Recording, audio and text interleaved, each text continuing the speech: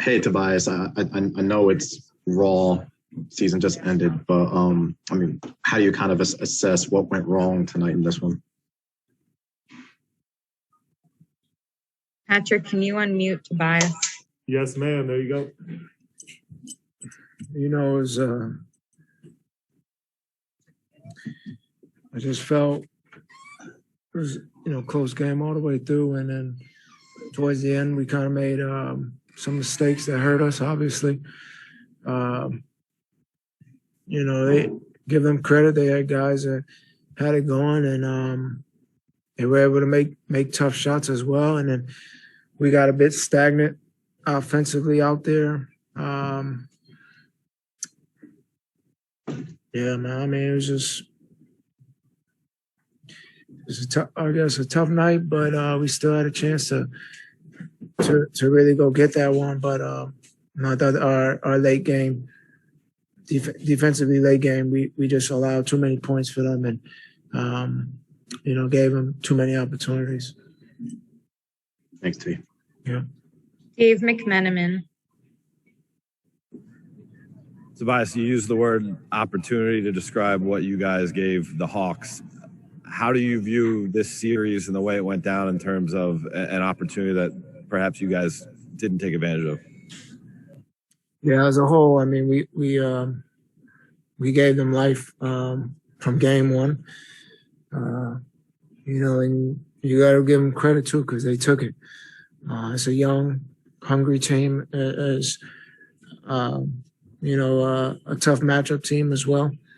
But game one, they came in here from the jump and was ready. And I think throughout the series, we had those two games with the big leads that we let slip, and they took advantage of that. So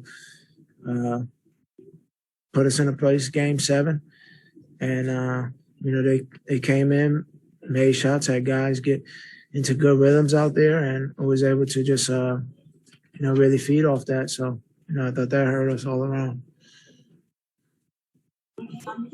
Vincent Goodwill. Hey, Tobias, I know it's probably hard to compartmentalize your feelings at this point, but, 3 years and to go through the game 7 in Toronto, to have last year what happened in the bubble, and to now have this game 7 loss, how you describe just the mental makeup having to come back from all of that so many times? Like, is that a little bit dejecting if this weren't just a 1-year thing?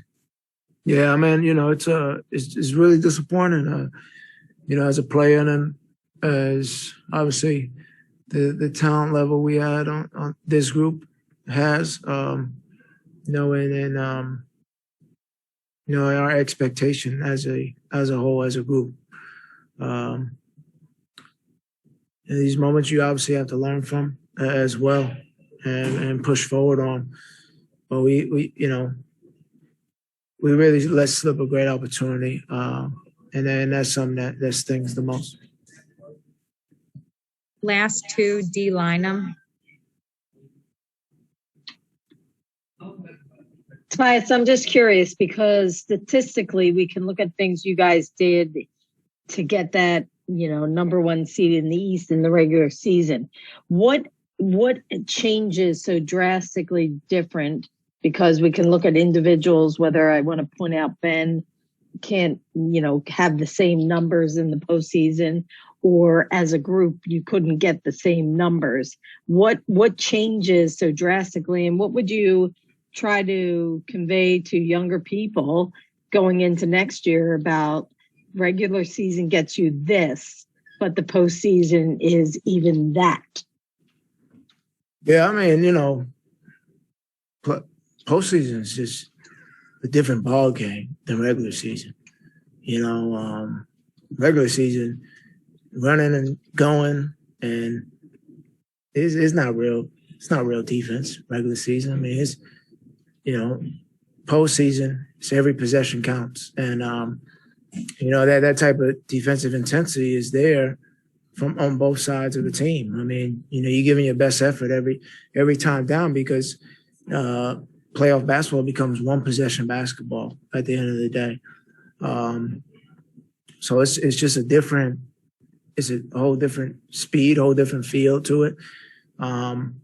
Teams, they figure out you're playing in a series with a team, so the adjustments come right one after another. In the regular season, you're playing one team, then that team could be a good defensive team. The next team you play can be one of the worst defensive teams in the league. So it's kind of like fool's gold at times. So I think that's something that obviously we as a team can take from this as well, and that's how we have to prepare throughout obviously this off season and going into next year. I mean, it's crazy to say that right now. It's disappointing to say that, but that's what it is.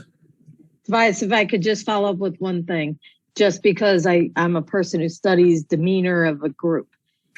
I felt watching, there was a fear of fouling at some points in this game. And you're in the locker room, so you can tell me I'm wrong. If you guys felt like you had no doubt you were going to win this, but was there any point in the night that you felt like the fear was creeping up on you? Fouling when? Failing. You said like we're going to pull it out. Oh, you said failing. I thought you said fouling. Sorry, failing. No. F-A-I-L. No, I think that obviously when you have a team that has expectations and wants to win more than anything, you just want to be your best, and I think that as a whole group, everybody felt that some way or another. And fourth quarter, when we made that bucket and go down 2, I think when we ran back on defense, it was this confidence in a group of, hey, we got to go get this. Like everybody wanted to get it. I mean, obviously, some of the whistles didn't go our way. That kind of hurt us as well.